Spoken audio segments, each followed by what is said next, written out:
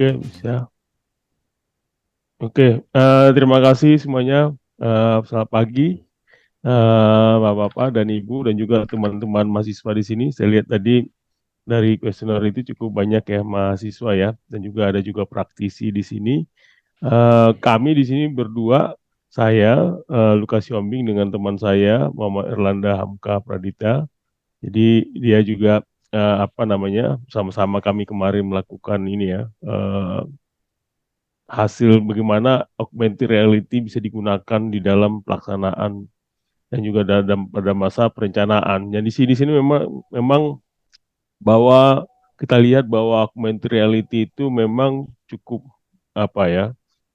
Kalau saya lihat di Indonesia memang belum pernah ya kita gunakan. Nah, ini kita mau bikin kebaharuan gitu ya, bahwa eh, reality ini bisa kita gunakan di dunia konstruksi. Selama ini kan augmented reality hanya banyak digunakan di dunia eh, jurnalisme atau di dunia iklan atau di dunia lain. Nah, sekarang bagaimana kita menggunakan apa namanya augmented reality ini bisa menjadi eh, bisa digunakan di dunia konstruksi. Nah, ini jadi sangat penting buat kita. Makanya kami ngambil judul sini adalah penggunaan augmented reality untuk perencanaan dan inspeksi lapangan kerja, lapangan proyek. Lanjut. Nah, kita lihat di sini ya bahwa memang perbedaan yang sekarang itu, yang awal ini memang cukup apa ya? Sekarang sudah banyak kalau kita menggunakan dengan eh, sejarahnya dulu ya. Waktu masih zaman saya itu kita menggambar masih pakai kalkir gitu ya, pakai apa namanya, gambar sendiri gitu ya. Kalau sekarang kan mungkin teman-teman mahasiswa sudah jarang kenal namanya kalkir ya. Kita pakai apa namanya tinta sendiri, itu tangan kita waktu apa namanya waktu kuliah itu pasti kotor terus ya pada saat menggambar. Nah sekarang mungkin sudah banyak menggunakan AutoCAD. Nah, eh nah perubahan-perubahan itu selalu ada gitu ya. Kan karena akan ada semenjak ada teknologi ini perubahan itu ada. Jadi dulu kalau kita pakai dunia kalkir itu kalau kita lihat apa para engineer-engineer dulu itu gambarnya banyak banget ya, banyak sekali pakai di dunia kalkir itu. Jadi salah satu orang menggambar kalau proyeknya umpamanya zaman dulu ya gedung tinggi sangat tinggi di Amerika itu eh, Empire itu ya. Itu semua itu banyak sekali engineer untuk menggambar. Itu satu ruangan besar gitu ya. Satu ruangan besar dia harus butuh orang gitu ya. Nah, sekarang itu hanya satu orang aja ya dengan satu komputer dia bisa menggambarkan semuanya dengan bagus. Nah, itu sudah berjalan tuh gitu ya.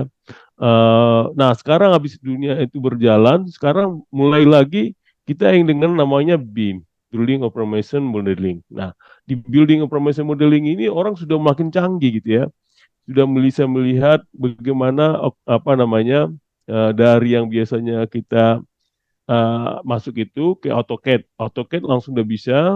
Dengan adanya AutoCAD itu dia hitung lagi pakai komputer semua. Jadi berapa puluh lantai juga pakai AutoCAD udah bisa sekarang gambarnya. Jadi cukup gambar sudah pakai digital sudah masuk. Nah, melangkah lagi ke BIM. BIM itu juga melangkah lagi sampai 7 dimensi, 8 dimensi ada sampai 9 dimensi sampai sekarang gitu ya. Jadi memang perkembangan ilmu di dunia konstruksi itu menjadi sangat tinggi sekali gitu ya. Jadi memang eh, di lapangan itu akan banyak gap yang kita lakukan. Jadi di lapangan itu kan perlu kecepatan gitu ya. Perlu juga bagaimana kebetulan saya juga pernah di proyek. Jadi saya tahu persis itu orang di lapangan itu butuh kecepatan gitu ya. Kecepatan dan ketelitian dan ketepatan gitu ya. Cepat, teliti dan tepat gitu ya. Jadi memang kalau kita pakai gambar dulu itu suka salah. Nah, kalau kita sekarang salah itu kalau gambar ulang lagi ya, harus digambar ulang. Jadi itu waktu-waktu lama gitu ya. Sekarang sudah dengan cepat kalau salah langsung bisa digambar ulang dengan cepat gitu ya dengan teknologi yang ada sekarang ini. Jadi sehingga memang dibutuhkan suatu kecepatan. Nah, dengan adanya kecepatan dan ketepatan inilah perubahan-perubahan teknologi. Nah, dari segi ini muncul, akhirnya muncullah namanya BIM, Nah, BIM ini muncul sehingga muncullah namanya sudah sekarang itu masuk, ternyata masih belum lagi nih, gitu ya. Ketika di lapangan jauh lagi, balik lagi ke kantor gitu ya, untuk melihat gambarnya gitu ya. Jadi sekarang itu sudah mulai kita bawa handphone sendiri, kita bisa bawa ke lapangan, kita bisa ngecek nih bagaimana nih, kita bawa nanti ada borkatnya, nanti Erlanda akan menjelaskan gimana ininya ya, contohnya demonya nanti akan dijelaskan sama beliau. Nah, di sini kita melihat nih bahwa evolusi gitu ya, evolusi penggunaan dari em, teknologi ini di dunia konstruksi semakin meningkat gitu ya. Nah, akhirnya muncullah namanya augmented reality ini. Jadi augmented reality ini memang menjadi suatu hal yang bisa merevolusi ya, merevolusi teknologi yang ada di dunia konstruksi. Karena ini menjadi apa? Dengan adanya teknologi-teknologi ini, sehingga nanti diharapkan eh, orang tuh tidak harus kalau ada kesalahan pun di lapangan langsung bisa dikerjakan gitu ya, langsung bisa connect ke pada saat engineer di lapangan, dan juga bisa kita lihat dengan langsung gitu ya, tanpa belum melihatkan situasi yang belum ada gambar, belum ada bangunannya fisiknya, tapi kita bisa melihat gitu ya, yang terjadi fisiknya itu akan begini gitu. Jadi akan kelihatan di mana eh, detail-detailnya ya, detail-detailnya ya. Kalau di BIM kita udah bisa lihat gambar, tapi kalau di augmented reality kita bisa langsung ke lapangan melihatnya sendiri gitu ya, bisa melihatnya sendiri bagaimana model-model sebenarnya yang ada itu. Dan ini memang teknologi konstruksi itu kan sangat rumit gitu ya, sehingga dibutuhkan suatu modernisasi gitu ya. Nah, sehingga muncullah yang disebut namanya tadi ada manufaktur yang aditif gitu ya, yaitu termasuk dengan augmented reality ini. Sehingga di augmented reality ini akan nanti ada simulasi yang dilakukan ya, ada cloud yang dimasukkan, ada penggunaan dengan Internet of Things. Jadi, nah, di mana-mana memang IoT ini menjadi sangat penting gitu ya. Karena apa? Karena di situ nanti akan muncul ada big data yang besar gitu ya, yang digunakan untuk mengelola data gitu ya, dan juga nanti akan bisa melihat nih kalau umpamanya di lapangan itu ya, di lapangan itu akan terlihat itu nanti dengan adanya eh, augmented reality ini akan kita lihat apakah ada terjadi clash apa enggak, apakah akan ada terjadi eh, apa permasalahan nggak di lapangan, sehingga dengan ini kita bisa mengurangi biaya gitu ya. Jadi kesalahan-kesalahan itu kan sangat sangat mengganggu ya kalau di proyek gitu ya. Jadi dengan adanya augmented reality ini itu bisa mengurangi biaya, karena mengurangi kesalahan-kesalahan akhirnya bisa mengurangi biaya maupun waktu gitu ya. Dan juga di sini nanti pada saat di augmented reality ini, dia di gapnya ini yang kita lihat, orang kan ketika uh, kita membangun gedung tinggi itu ya, atau jembatan gitu ya, atau bangunan lah, konstruksi itu, kita juga bisa mengurangi keselamatan kerja gitu ya. Karena apa? Karena ketika kita melihat nanti di lapangan, kita cek lapangan kan kondisinya masih kosong gitu ya. Masih kosong, kita bawa sama-sama dari mulai perencanaan sampai nanti ketika pelaksanaan itu sendiri, dicek itu sendirinya itu ya, bagaimana tingkat keselamatan kerjanya. Jadi ketika inspeksi itu juga akan terlihat gitu ya, bagaimana tingkat keselamatan kerja setiap eh, setiap orang. Oh, kalau umpamanya oh ini kayak gini nih modelnya, harus dilakukan apa. Nanti akan kembali nanti diskusi lagi ke kantor gitu ya. Diskusi ke kantor untuk eh, melihat gitu ya. Baru balik lagi bagaimana. Jadi itu akan merubah terus sehingga nanti di dunia konstruksi yang namanya tingkat keselamatan kerja di dunia konstruksi kan sangat tinggi ya. Kalau kita lihat datanya itu 33% itu itu keselamatan konstruksi eh, yang yang sangat ini ya, sangat tinggi ya di dunia konstruksi. Dan ini dengan augmented reality ini itu akan bisa tahu gitu ya.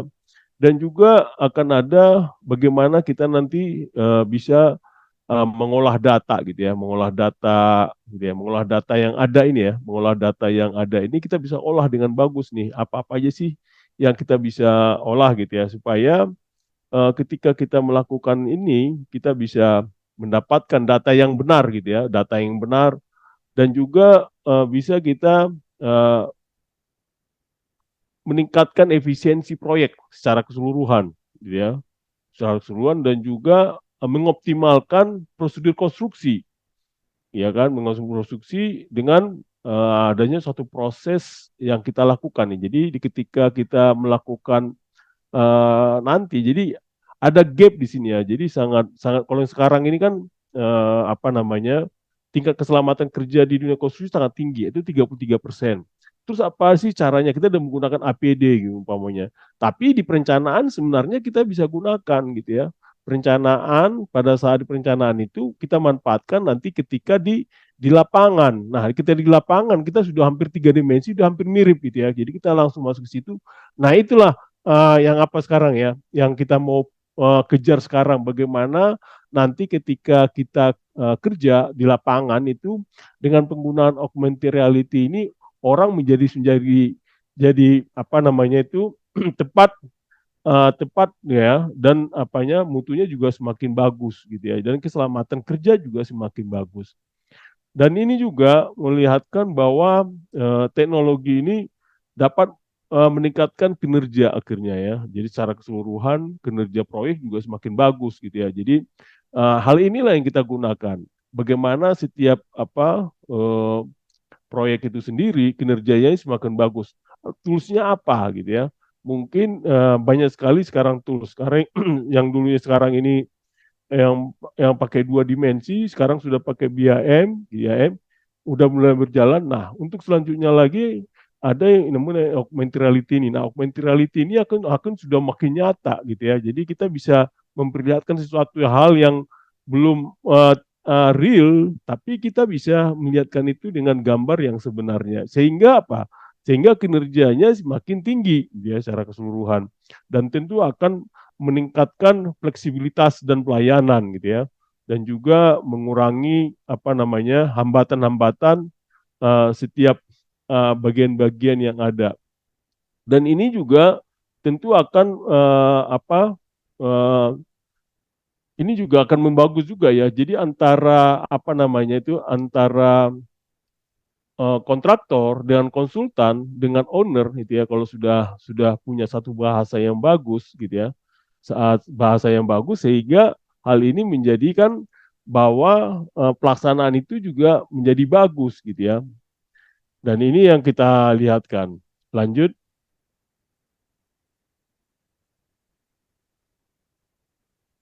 Nah kita lihat di sini bahwa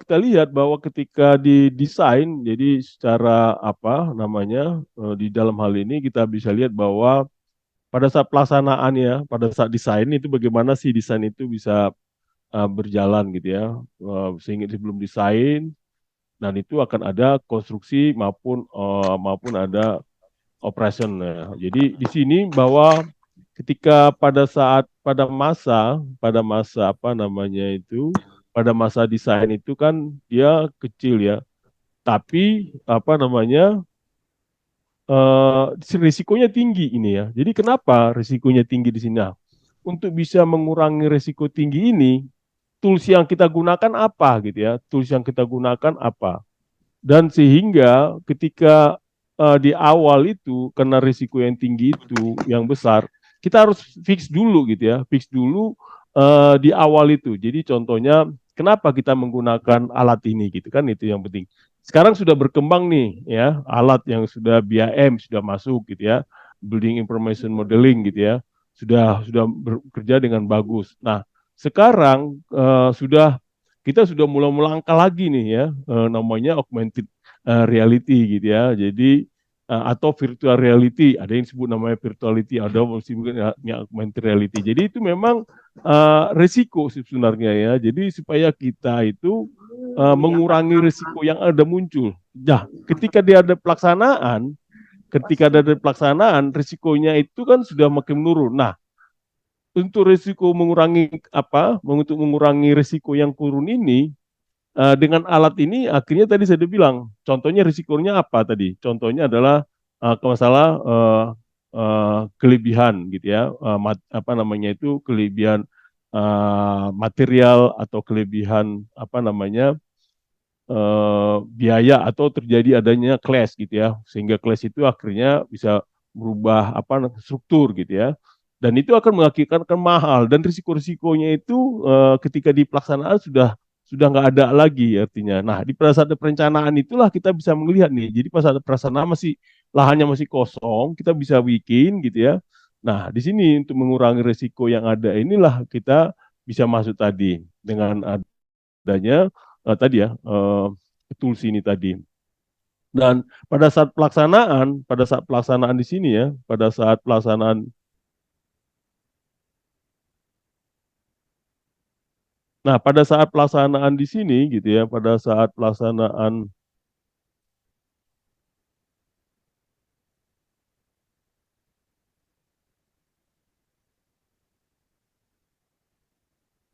bentar ya Pak, saya mau cari ini dulu nih.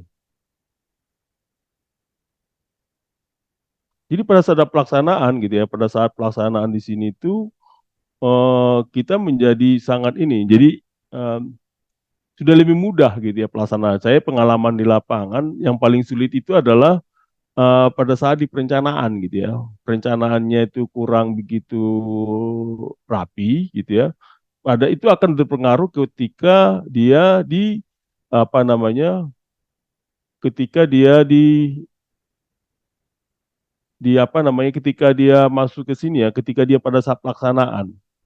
Itu yang menjadi bermasalah gitu ya. Jadi ketika dia masuk di pelaksanaan ini. Nah, sudah dengan pada saat operasional itu pasti sudah tinggal. Nah, kalau di BIM itu akan ada namanya BIM dimensi 6, 7, 8 gitu ya. Nah, itu bisa masuk pada saat pelaksanaan nanti ya, operasional itu lebih mudah lagi. Kalau itu digabungkan BIM itu ketika BIM itu nanti dia pada saat di operasional itu masuk semua, itu menjadi bagus tuh gitu ya. Apa namanya setiap konstruksi yang dibangun itu juga fix jadinya, jadi terkendali gitu ya, mulai dari awal desain konstruksi sampai operasional itu terkendali di dalam satu bagian dan tidak putus gitu ya.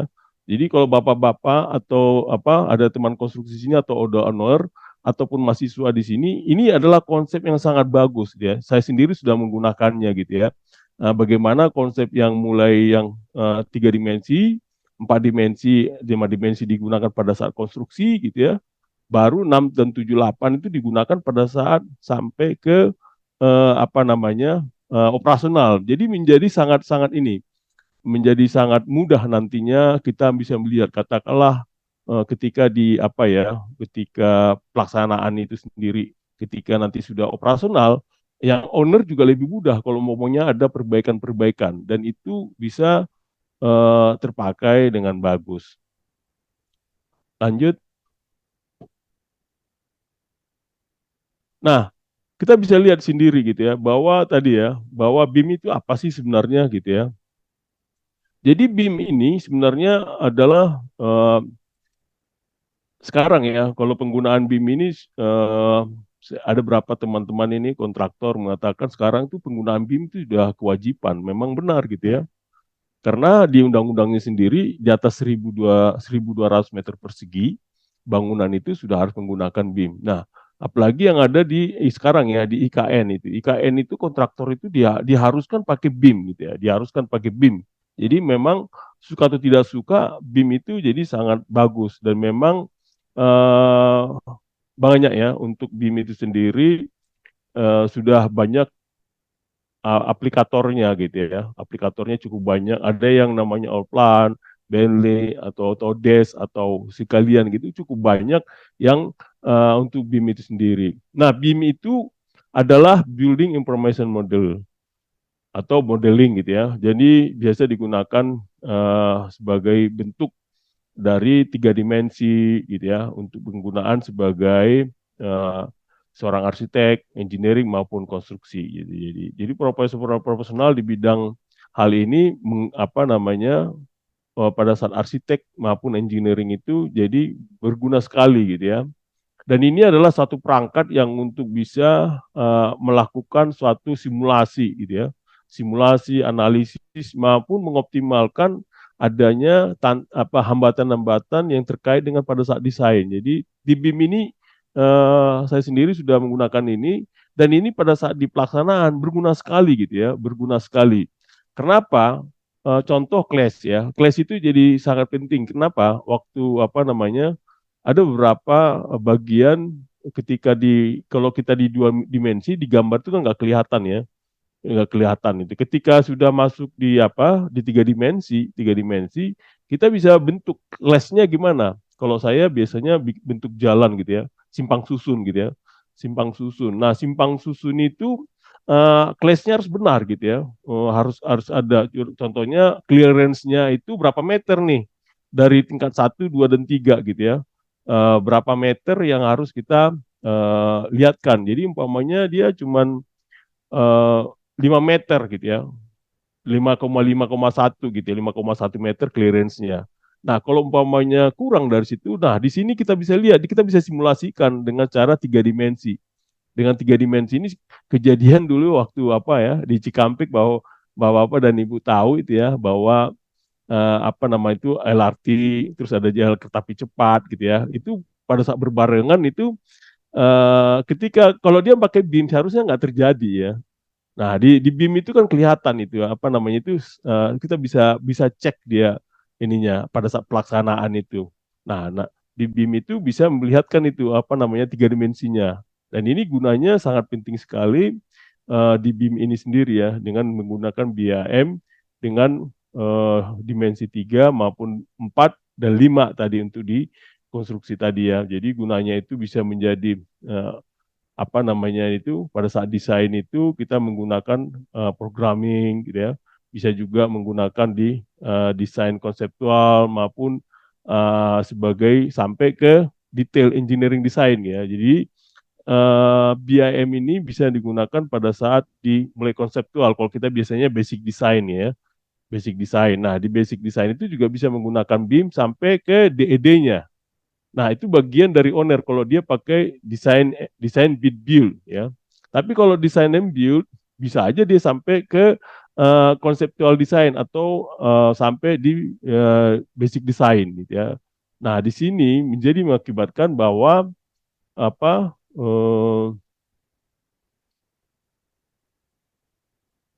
pada saat di sini, pada saat proses di sini, ini ada dua gitu ya. Ada yang model sampai ke basic design. Nah, kalau basic design dia bisa sampai di sini nih ownernya gitu ya. Nah, ini bagian dari kontraktornya gitu ya nantinya. Di dalam tergantung kontraknya ya. Kalau kontraknya pakai bisa desain bid build, semua itu desainnya itu adalah di eh, pada saat basic design gitu ya si ownernya. Tapi kalau umpamanya dia apa namanya desain bid build tergantung kontraknya kalau desain desain bid build dia harus sampai detail. Nah ini bisa digunakan oleh di bawah owner nih, ini ya di bawah owner ini semua. Tapi kalau umpamanya tadi tergantung kontraknya gitu ya. Nah setelah berjalan gitu ya, nah ini barulah masuk konstruksi ini ya. Konstruksi ini tinggal lebih mudah sih sebenarnya ya. Kalau dengan kita menggunakan ini, kita bisa tinggal pada saat analisis lagi gitu di lapangan kita analisis dengan bagus apa yang harus kita lakukan gitu ya baru masuk ke dokumentasi. Nah dokumentasi buat apa namanya buat kontraktor juga penting sekali sekarang ya. Memang sekarang kendala iya gitu ya ada kendalanya ketika ada saya berapa kemarin itu kontraktor kalau katanya diaudit apa namanya dia nggak kenal BIM. Nah ini memang masalah gitu ya. Kalau sempat auditornya sendiri nggak ngerti BIM, ya memang harusnya mereka yang upgrade gitu ya. Jangan kita balik lagi ke nol harusnya gitu ya. Harus balik lagi ke tipenya zaman dulu lagi. Dia harusnya auditor yang harus ngikutin. Nah ini ada permasalahan ini, ada gap juga, gap pengetahuan antara auditor dengan di sini. Dan ini akan mengakibatkan adanya pelaksanaannya juga lebih bagus gitu ya, pelaksanaan lebih bagus juga konstruksinya juga bisa lebih bagus. Nah itu ya, jadi akhirnya ini di tipe di konstruksi ya di pelaksanaan. Nah, ketika di selesai operasional, kita bisa lebih bagus lagi tadi saya bilang tadi gitu ya. Ini di pihak dari owner ya, di pihak owner kembali lagi ke owner. Nah, BIM ini 67D dimensi 6, 7, 8 sampai 8 juga bisa kita lakukan dengan bagus gitu ya.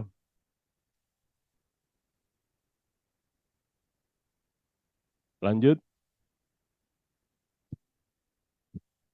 Nah, apa sih VDC itu gitu ya, Virtual Design Construction itu ada ini tadi. Jadi ada visualisasi time maupun cost. Jadi di sini ya bahwa akan muncul dari BIM tadi muncul uh, visualisasi waktu maupun biaya. Nah, ini harus muncul di sini ya. Nah, perbedaannya apa dengan virtual reality ini? Virtual reality jadi bagian dari VDC tadi ya, VDC tadi. Dan VDC itu Virtual Design Construction tadi. Dan perbedaannya itu adalah kelihatan bahwa BIM itu adalah cara hanya melihat dari bangunannya, objeknya gitu ya. Sementara virtual itu adalah keseluruhan secara virtual. Jadi sebelum dibangun nanti harus sama dengan apa yang nyata gitu ya. Ternyata yang lebih bagus nyataannya lebih bagus lagi gitu. Lanjut.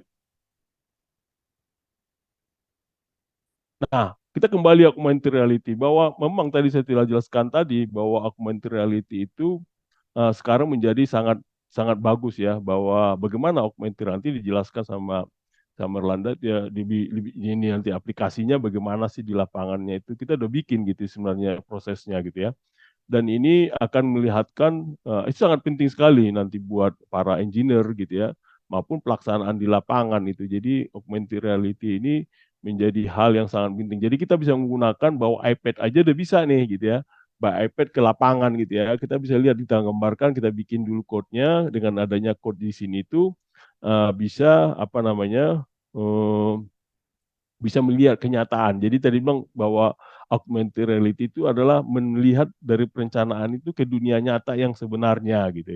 Nah, inilah gunanya dari augmented reality yang kita bisa lihatkan tadi. Lanjut. Nah, ini dia ya. Jadi kita lihat di sini ya bahwa dengan adanya kondisi yang sekarang mulai dari apa eh, eh, augmented reality ini kita bisa melihat dari segala jenis gitu ya. Jadi kita bisa lihat mulai dari model strukturalnya, model apa fire protection-nya, plumbing modelnya, electricalnya, mechanical modelnya, maupun arsitektur modelnya kita bisa gabung di dalam itu semua tuh.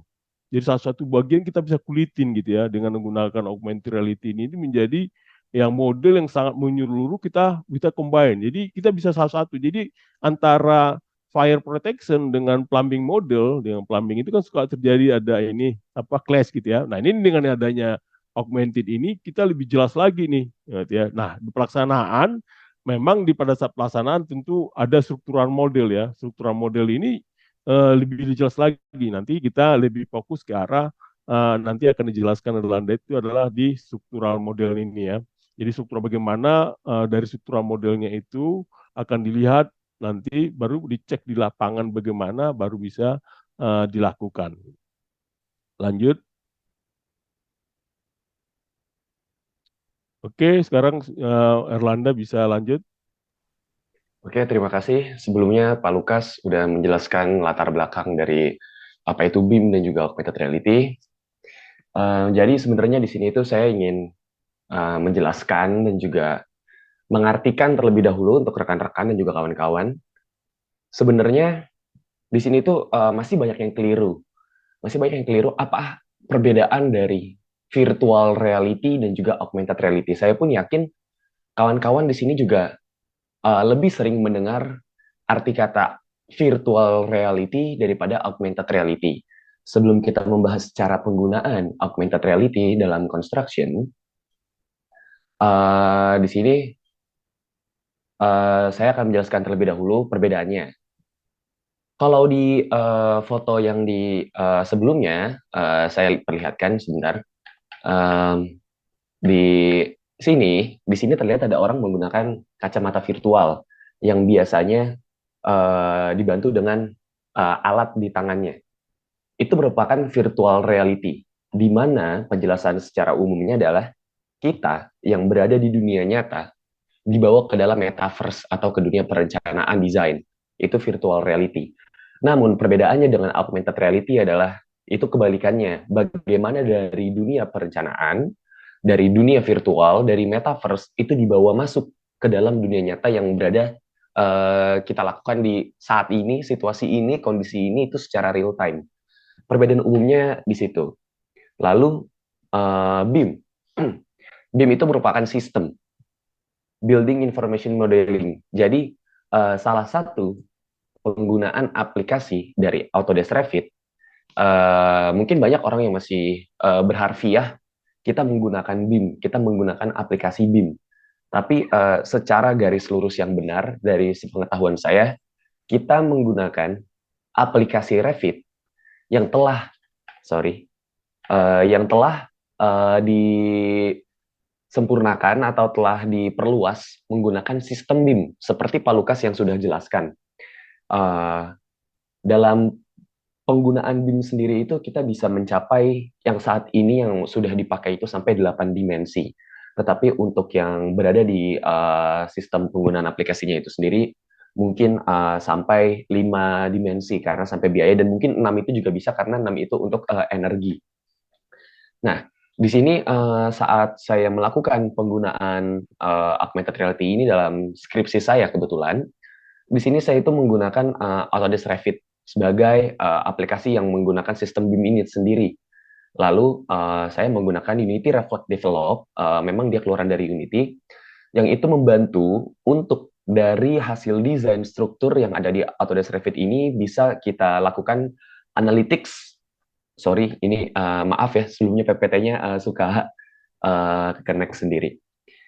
Unity Reflect Develop ini membantu kita itu untuk melakukan sebuah analytics dan juga sinkronisasi antara data, objek, dan juga kesesuaian yang ada di Revit ini sudah tertransfer dan juga terintegrasi dengan baik atau tidak sebelum kita olah UI UX untuk penggunaan aplikasi augmented reality sendiri di Visual Studio. Jadi kalau untuk dalam penggunaan sipilnya di sini perencanaannya kita hanya menggunakan Autodesk Revit dan juga Unity Reflect Develop. Lalu dikembangkan oleh UI UX dari IT sesuai dengan apa yang kita mau, apa yang tampilan yang kita butuhkan saat melakukan perencanaan atau pelaksanaan proyek saat menggunakan augmented reality. Simpelnya seperti itu. Mungkin nanti jika kurang jelas bisa dijelaskan di sesi tanya jawab. Lalu di sini ada Firebase. Firebase ini tuh bentuknya itu website ya. Website di mana ini juga penunjang dari bentuk pelaksanaan proyek, yaitu quality control. Kebetulan saat skripsi saya itu menggunakan pada topik pelaksanaan proyek. Firebase ini cukup sebagai bentuk database dokumen di mana hasil-hasil data, informasi, atau subjek semuanya yang ada di Autodesk Revit ini saya integrasikan ke dalam website Firebase ini, yang nanti selanjutnya itu akan kita kembangkan bersama aplikasi augmented reality yang telah dikembangkan UI UX-nya juga, itu bersamaan dengan Firebase Console ini untuk menjadi lembaran checklist secara digital. Nanti akan diperlihatkan pada di slide-slide berikutnya. Lalu di sini ada alir diagram. Alir diagram tentang tahap objek data dan informasi pemodelan berbasis BIM dengan augmented reality. Jadi pertama di sini kita harus membuat dulu apa yang ingin kita buat. Semisal rumah tinggal 2 lantai atau mungkin langsung high-rise building, harus menggunakan BIM ya, aplikasi yang sudah berbasis BIM gitu. Tetapi untuk di Unity Reflect Developer sendiri itu tidak semua aplikasi yang berbasis BIM itu bisa diintegrasikan ke dalam Unity Reflect Develop. Contohnya seperti Tekla. Tekla itu dia belum support dengan Unity. Tetapi yang support itu bukan hanya Revit saja. Di antara lain itu ada Revit, ada SketchUp, ada Midas, ada BIM 360, dan juga ada Navisworks. Nah, setelah kita memproses penggunaan BIM, penggunaan aplikasi berbasis BIM, dan juga sudah selesai perencanaan desain strukturnya, kita itu harus punya dulu nih Unity dulu di komputer kita kan, di PC kita. Kita itu harus mengsinkronisasi antara objek, informasi, dan juga data yang berada di dalam aplikasi BIM tersebut itu sudah terintegrasi ke dalam Unity Reflect.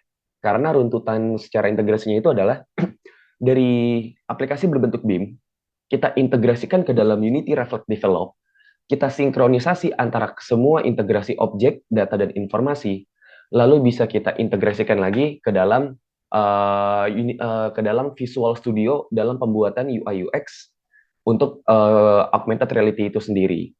Nah, setelah itu baru setelah kita sudah membuat Unity Reflect, sudah mendownload Unity Reflect Develop, kita adalah pembuatan frameworks dokumen pada extension Unity Reflect Develop.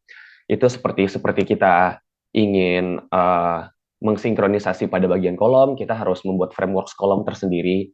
Kalau kita ingin mengsinkronisasi balok, kita harus bikin frameworks balok tersendiri. Lalu di sini kita memasuki sebuah proses sinkronasi pemodelan BIM pada frameworks dokumen Unity. Kalau di sini itu kita sudah sesuai, karakteristik semuanya itu sudah sesuai, kita itu bisa langsung evaluasi karakteristik perangkat lunak augmented reality-nya itu sendiri. Karena di sini tuh setelah kita memasukkan objek ke dalam augmented reality, ke dalam Unity Reflect Develop sendiri, itu terkadang ada permasalahan atau terdapat case gitu. Semisal kita memasukkan kolom gitu, bentuknya ya memanjang ke atas dengan dimensi 40 cm dikali 15 cm gitu. Data dan informasi yang diberikan itu semuanya terintegrasi dengan baik. Semua datanya itu ada. Tapi objeknya itu terkadang tidak sesuai dengan apa yang sudah kita desain. Contohnya di sini saya menjelaskan sesuatu yang ada permasalahan, tetapi tidak terlalu terlihat di sini.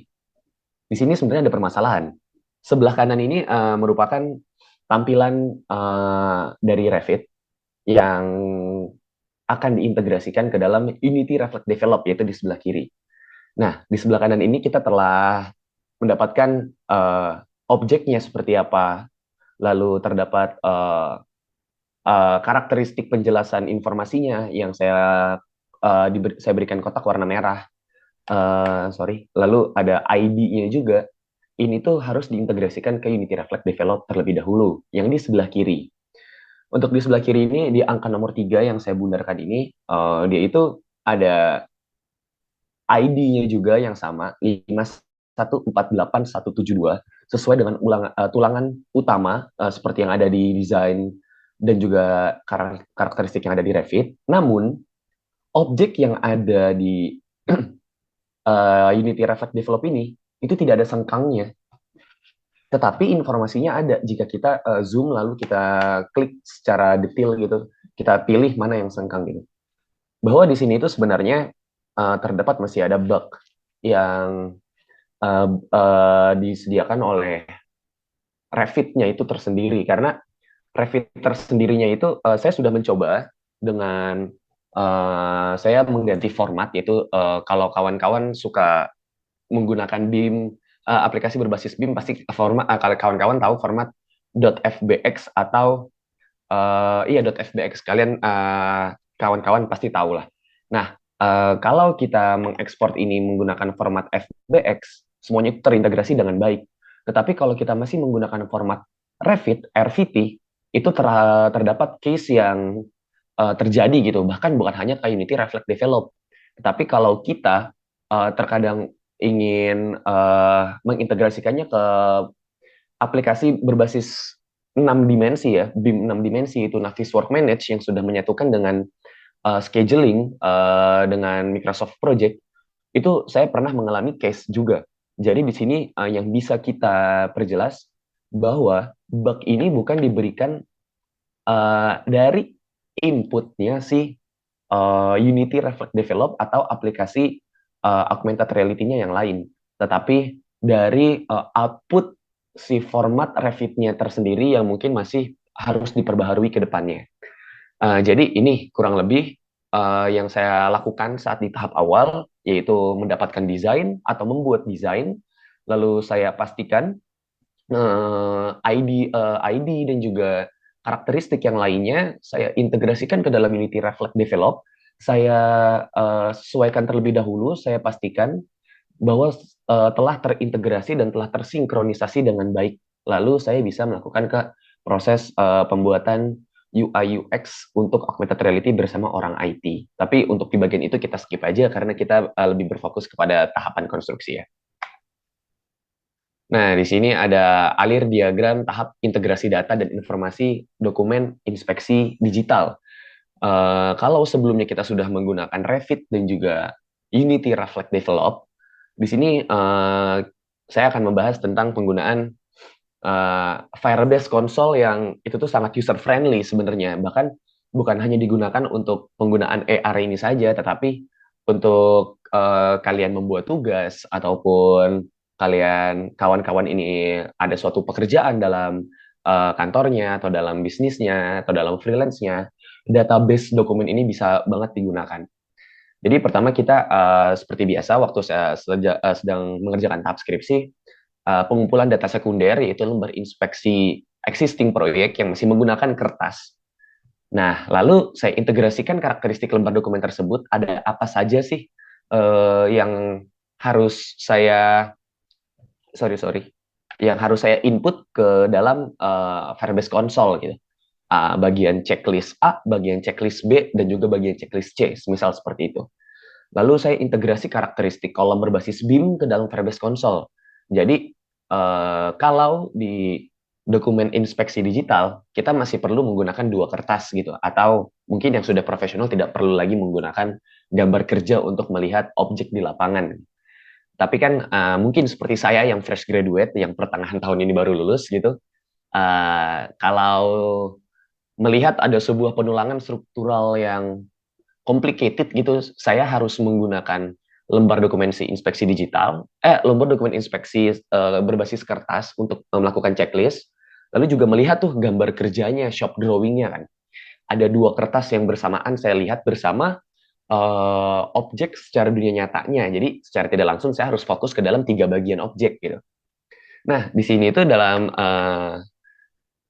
Firebase Console ini terdapat integrasi karakteristik kolom berbasis BIM ke dalam Firebase Console.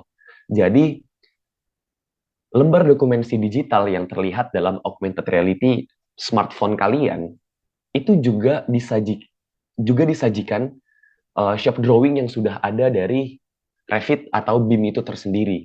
Jadi dalam satu objek, dalam satu smartphone kalian, itu kita sudah bisa melihat dokumen inspeksi secara digital, lalu ada penulangan atau objek yang telah diintegrasikan dari Revit atau dari BIM ke dalam dunia nyata secara real-time submission, lalu juga ada shop drawing yang telah disajikan juga, dan itu sesuai dari kebutuhan dari si proyek tersebut atau kontraktor tersebut. Inginkah mengsubmit atau menginput gambar section, gambar detail, atau gambar denah, itu bebas sih, itu bisa dilakukan kalau sudah sampai ke tahap UI UX gitu. Lalu ada evaluasi pengintegrasian karakteristik kolom, kita harus melihat lagi apakah yang diintegrasikan ke dalam dokumen inspeksi digital dalam Firebase Console ini sudah terintegrasi dengan baik antara Revit dan juga Unity Reflect Develop. Integrasi informasi karakteristik inspeksi balok ke dalam Firebase Console. Di sini balok dan kolom saya masukkan ke dalam alir diagram atau flowchart saya, karena dalam skripsi saya itu saya menganalisis antara balok dan juga kolom. Integrasi karakteristik balok Firebase ke dalam Firebase Console, lalu evaluasi pengintegrasian karakteristik balok sama seperti kolom, lalu uji coba di lapangan kalau sudah gitu.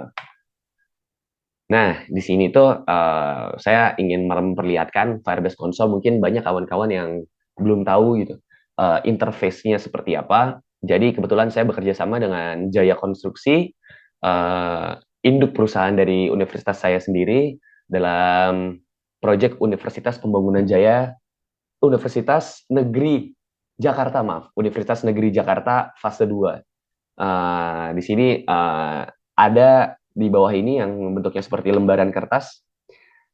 Ini tuh dokumen inspeksi existing yang kawan-kawan pasti juga sudah familiar sama dokumen ini. Lalu di atas kiri ini, di pojok kiri atas ini merupakan interface awal dari Firebase Console.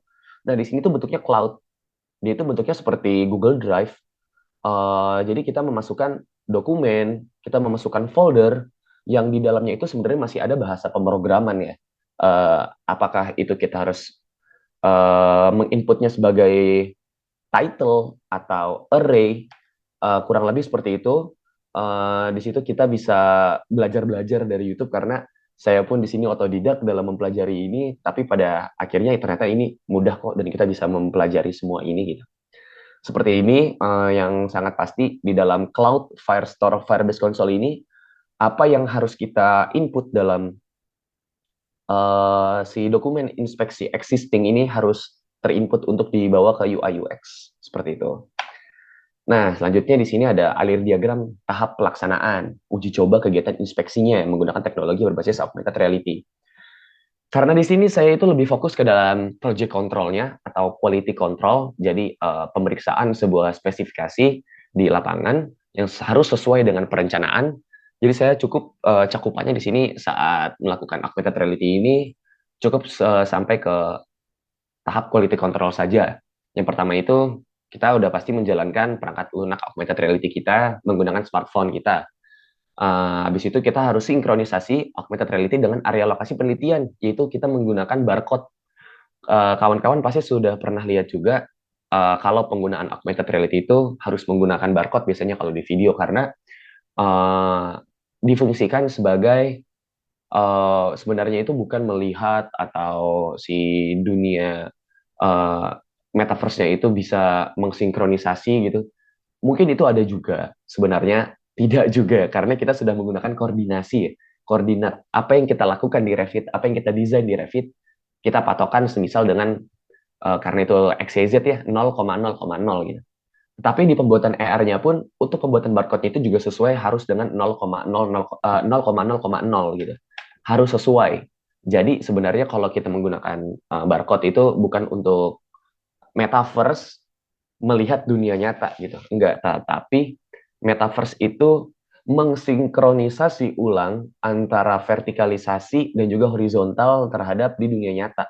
Jadi objek yang akan dibawa ke dalam dunia nyata itu tidak bergerak, intinya seperti itulah. Nah, tetapi untuk di augmented reality ini itu masih ada sedikit kurangnya gitu terhadap kesiapan penggunanya. Salah satunya itu adalah augmented reality ini bisa dikatakan lebih baik penggunaannya di saat perangkat lunak tersebut, perangkat keras tersebut, smartphone itu sudah memiliki, aduh sebutannya apa ya, saya lupa lagi. Pokoknya itu ada sebutannya yang harus di atas 12, iPhone 12 Pro Max ke atas. Karena iPhone 12 Pro Max ke atas itu sudah menggunakan LiDAR. LiDAR yang saya maksud. Jadi 12 Pro Max ke atas itu sudah menggunakan LiDAR. Di sini itu augmented reality di dunia ini bersama juga di atasnya augmented reality itu ada lagi teknologi bernama digital twins.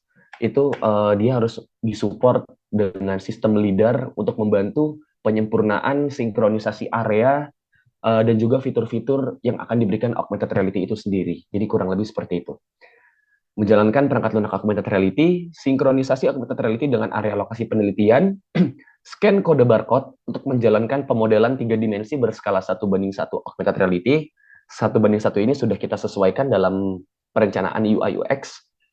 Saya juga bersama orang IT yang saya lakukan bersama dalam skripsi ini, saya juga pernah membuat skala 1:100 kok. Jadi uh, virtual reality dan juga augmented reality itu tidak terpaku hanya dalam metaverse dibawa ke dunia nyata berarti harus 1:1 gitu. Enggak juga. Bahwa saya pernah membuat mock up terhadap klien gitu. Ada freelance membuat rumah dan itu saya buat dengan skala 1:100 yang saya padukan antara integrasi menggunakan SketchUp bentuk 3D rumahnya bersama beauty rendernya untuk dalam foto itu kita hasilkan menjadi picture 360. Jadi banyak yang bisa kita kolaboratifkan antara building information modeling, augmented reality, lalu juga bisa menggunakan picture 360. Lalu kita lakukan kegiatan inspeksi struktur pembesian berbasis augmented reality. Ini sama seperti QC pada umumnya, melakukan inspeksi, tapi kita tidak menggunakan kertas lagi, dan juga koordinasi secara mouth to mouth lagi. Tapi kita sudah menggunakan perangkat lunak, yaitu augmented reality dengan perangkat keras smartphone kita.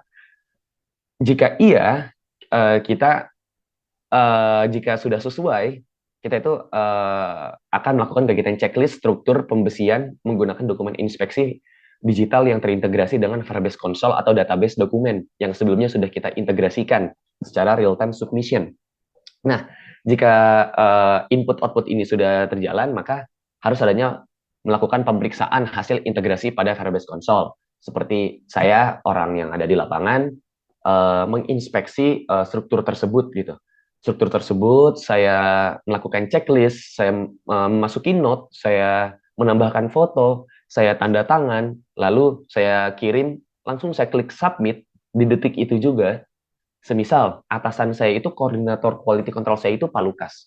Kebetulan Pak Lukas ini sedang dinas ke luar negeri gitu, lagi ada di Spanyol. Saya di Jakarta Selatan gitu. Saya di Jakarta Selatan. Cukup saya klik submit, Pak Lukas ini sudah bisa melihat semua hasilnya itu di Firebase Console. Jadi saya dan Pak Lukas itu saling terhubung secara real time submission dalam pelaksanaan konstruksi di tempat yang berbeda. Pak Lukas ini bisa melihat hasil kesalahannya, hasil desain dari Revit-nya, hasil ketidaksesuaian dari Revit dan yang ada di lapangan, secara hanya berbentuk foto dari submission si Firebase Console ini. Jadi saya menambahkan hasil checklist ini itu bahwa augmented reality itu tidak hanya sekedar untuk memunculkan sebuah desain, tetapi juga bisa membantu alur komunikasi dalam proyek. Saya secara umum garis besarnya saya menjadikan seperti itu. Lalu pelaksanaan pekerjaan dapat dilanjutkan ke pekerjaan selanjutnya jika memang itu pekerjaannya sudah diverifikasi. Nah, di sini tuh merupakan contoh aplikasi yang saya gunakan. Sebelumnya ini pekerjaan pada kolom ya. Jadi saya terdapat 2 kali tahap percobaan. Yang pertama itu kolom, masih terdapat masukan dari yang mencoba gitu. Masih ada masukan, masih terdapat pilot survei. Di sini saya berikan beberapa contoh foto. Saya memegang barcode di pojok kiri atas di situ, yaitu untuk memunculkan dan juga sinkronisasi si area, lalu memunculkan si 3D design tersebut. Lalu di sini tuh, di sebelah kiri itu ada KC1 yang memang penamaan kolom tersebut itu KC1, lalu juga ada tanda seru. Tanda seru ini tuh tandanya itu belum di checklist gitu. Dan jadi penggunaan augmented reality ini tuh kalau sudah secara menyeluruh, ini tuh bisa membantu mapping dalam QS gitu. Dalam QC, owner, consultant, ini tuh bisa tanpa harus melihat kertas satu-satu, coba tinggal buka HP, buka handphone kalian, gerakan handphone kalian, kalian sudah tahu mana yang sudah di checklist, mana yang masih dengan catatan, mana yang masih belum di checklist. Cukup seperti itu aja sebenarnya. Lalu di sini saya bisa memberi bisa memilih kalian itu mau menampilkan main ribarnya saja, hook-nya saja, stirupnya saja, atau ingin melihat drawing detail kolom atau drawing section kolomnya. Jadi di sini tuh semuanya itu sudah tersedia, sudah bisa disajikan dalam satu smartphone yang kita hanya tinggal melihat dari handphone dan kita tinggal mendekati ke objeknya yang itu tidak akan bergerak sama sekali. Lalu masuk ke sebelah kanan fotonya. Di sini tuh bentuk checklistnya yang masih pilot survei, ada checklist dan juga tidak. Di sini ada checklist, ada sign, ada note, dan juga ada info. Info ini yang dimaksud seperti, ini KC1 berada di lantai berapa, berada di tower berapa, berada di as berapa, mutu betonnya berapa, selimut betonnya berapa, mungkin info-info seperti itu yang saya masukkan. Tapi di sini saya lebih mendalaminya itu di bagian checklist. Kalau sudah, kita masuk ke bagian note di sebelah kanan. Note ini kita bisa submit, kita tulis, lalu di sebelah kanannya lagi itu tertera kalau kita sudah mengsubmit note yang kita tulis itu sudah real time gitu, ke submit sudah real time pasti ke dalam Cloud Firestore. Jadi apa yang saya tulis itu tulangan pembesian ties belum terpasang. Di bawahnya itu yang di bagian Firebase Console yaitu sesuai dengan tulisan yang ada di inspeksi digital, tulangan pembesian ties belum terpasang. Lalu di sini ada sign. Sign itu misal saya itu Muhammad Erlanda, sign pada hari ini, saya tanda tangan dan juga saya foto pada di lokasi itu menggunakan timestamp. Di UI UX-nya pun bisa ditambahkan tanggal dan juga waktu dan juga lokasi. Di dalam Cloudflare Store sendiri, kalau teman-teman detail di situ lihatnya, saya sedang membuka di bawah Firebase warna kuning itu bagian extensions, di bawahnya lagi itu ada storage. Jadi semua foto yang kita input dan kita output itu ada di storage Firebase Firestore ini sendiri. Jadi kalian ingin menambahkan foto atau dokumentasi dari Revit atau dari dunia nyata dari pelaksanaan proyek itu bisa tertampung dalam Cloud Firestore yang bisa diproses oleh stakeholders yang ada di proyek tersebut. Nah, lalu di sini terdapat revisi atau tambahan gitu. Di sini saya bagi jadi ada 3 lagi.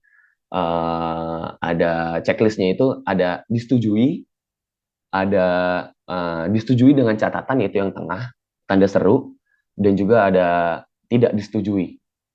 Itu merupakan sebuah tambahan dan juga uh, hasil kemauan dari pihak kontraktor karena di sini saya juga masih belum terlalu tahu bagaimana QC ini menjalankan sebuah checklist gitu. Jadi saya menggunakan yang kolom itu sebagai pilot survei. Di sini saya membantu mereka bahwa supaya saat melakukan kegiatan inspeksi berbasis augmented reality ini itu tidak melakukan kegiatan menggunakan kertas lagi. Jadi benar-benar kertas itu kita buang gitu. Kita peduli lingkungan gitu. Kita peduli dengan lingkungan, kita cinta dengan lingkungan. Jadi mungkin kalau di dunia ini sudah menggunakan teknologi seperti ini semua, kita setidaknya tidak membutuhkan pohon untuk kertas lagi gitu. Kita tidak membutuhkan kertas dari pohon lagi untuk beratus-ratus atau beribu-ribu dalam proyek kita sendiri, proyek kita masing-masing untuk gambar kerja, untuk adendum, untuk dokumentasi. Kita udah nggak perlu. Kita cuma menggunakan teknologi. Di sini kita membantu masyarakat dunia luas dalam ekosistem. Kita bisa membuat seperti itu dari penggunaan augmented reality ini. Di sini masih kurang lebih sama, tetapi di sini ada yang lebih detail aja. Di bagian checklistnya ini, di bagian yang tengah, yaitu disetujui dengan catatan, kita bisa menambahkan note disetujui dengan catatannya seperti apa, semisal uh, sengkang pada tumpuan ini disetujui dengan jarak 12 yang harusnya itu 10 gitu. Tidak apa-apa gitu. Semisal ada 2 sengkang yang berjarak 12, tidak masalah, add foto. Dan ini bisa juga kalau kawan-kawan yang sudah memiliki iPhone 12 Pro Max ke atas, mungkin di HP-nya itu sudah ada sistem measuring ya, measure yang bisa uh, kita mengukur dunia nyata dari handphone kita. Nah, itu bisa ditambahkan ke dalam LiDAR tersendiri, bisa ditambahkan ke augmented reality sendiri. Jadi kita itu tidak bisa, kita sudah bisa tidak menggunakan alat konvensional kembali gitu. Kita sudah bisa menggunakan handphone kita di saat kita melakukan inspeksi menggunakan augmented reality. Kita bisa menggunakan measure yang ada di smartphone kita sendiri, seperti itu. Terus ini kita lanjutkan ke Cloudflare Store Firebase Console, hasil dari semua inspeksi yang sudah dilakukan di lapangan. Dan ini kurang lebih ada di pojok kanan bawah hasil augmented reality yang dibawa ke dalam dunia nyata. Di sini ada tulangan antara balok anak 3 dan juga balok anak 2 yang sudah saya tampilkan pembesiannya, ada main rebar, besi tengahnya juga udah ada, terus besi sengkangnya sudah ada juga, dan juga detail pembesian tulangan BA3-nya juga udah ada, lalu juga ada detail pembesian tulangan BA2 dan juga detail pembesian tulangan BA3. Di sini saya tidak bisa memberikan contoh seperti kolom ya. Seperti kolom ini kan saya langsung ada di lokasi, berada di kolom nyatanya. Di sini saya belum bisa karena memang saya kecepatan waktu itu. inspeksinya karena di sana itu ini tuh udah balok di topping off, dia udah di rooftop 11 gitu. Jadi belum terpasang tapi saya sudah siap. Jadi saya nggak bisa langsung di lokasinya. Kurang lebih seperti ini. Jadi ini kita bisa cocokologi ya, bisa langsung samping-sampingan sama si pembesian aslinya seperti itu. Ini kesimpulan saya waktu skripsi, mungkin bisa saya bacakan lagi. Jadi pemodelan dan dokumen inspeksi digital terintegrasi itu dengan baik, sudah dengan baik gitu. Kalau kita melakukannya secara bertahap, kita putar otak seperti case yang saya temukan saat pengintegrasian data dan juga karakteristik dari Revit ke dalam Unity Reflect Develop, terdapat case dalam objek. Kita itu harus mencari gitu. Apakah kita harus pakai .fbx, apakah kita harus pakai format IFC, itu tuh benar-benar harus kita putar otak banget supaya augmented reality itu bisa berjalan gitu. Karena Revit itu tuh, BIM ini tuh sebenarnya itu tahapan sebelum kita ingin menggunakan augmented reality. Jadi yang dibilang sama Pak Lukas sebelumnya, VDC itu virtual design construction itu tuh atau saya bisa bilang VCD ya, virtual concept design. AR dan VR ini tuh udah berada di teratas gitu, antara VR, antara AR dan juga digital twins.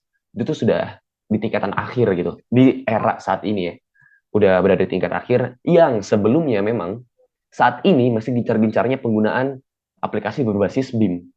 Kita masih menggunakan BIM, kita sudah sangat terbantu dan juga sangat terefisiensi dan sangat efektif dengan penggunaan BIM. Tapi penggunaan AR ini, kita itu harus bisa BIM dulu. Jadi kalau kita ingin menggunakan AR, kita belum bisa BIM, itu kita sama sekali tidak bisa gitu.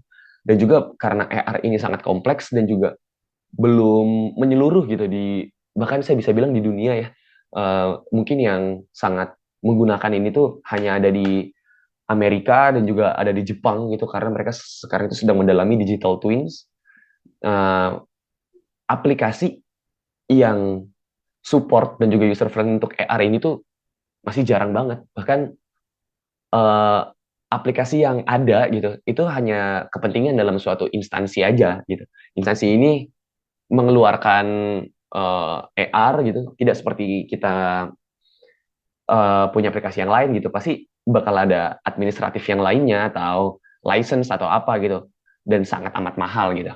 Jadi kemarin saya membuat ini hanya sebuah demo beta gitu, hanya sebuah metadata yang ditransfer switch dari iMac ke dalam iPhone.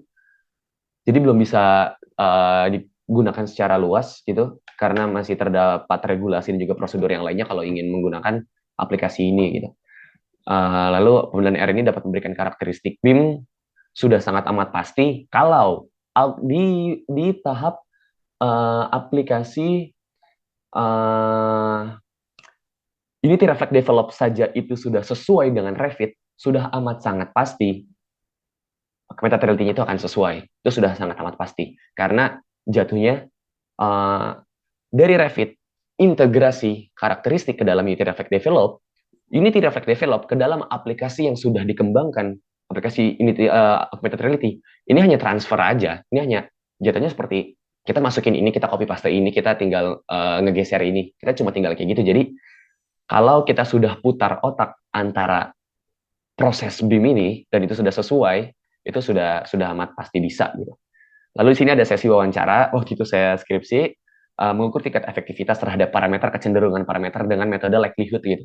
Apa sih yang dinikmati dan juga dirasakan benefits-nya AR ini terhadap pengawas lapangan dan juga engineer BIM atau BIM modeler gitu. Karena premis skripsi saya ini tuh augmented reality ini tuh memang difungsikan dan juga disajikan untuk pengawas lapangan saat di lapangan konstruksi ya.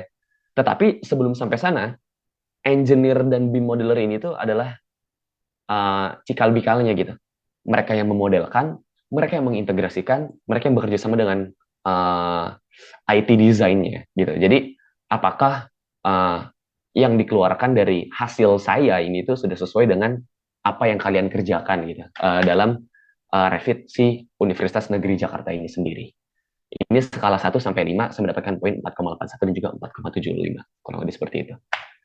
Terima kasih. Mungkin itu saja Pak Lukas untuk dari prosedur dan juga proses dan juga hasil dari penggunaan augmented reality yang dapat saya sampaikan kepada kawan-kawan. Oke, terima kasih Erlanda ya sudah menyampaikan apa namanya bagaimana sih kita tadi menjelaskan dari hasil pelaksanaannya. Saya kira itu dari kami. Silakan kembali saya kembalikan kepada moderator.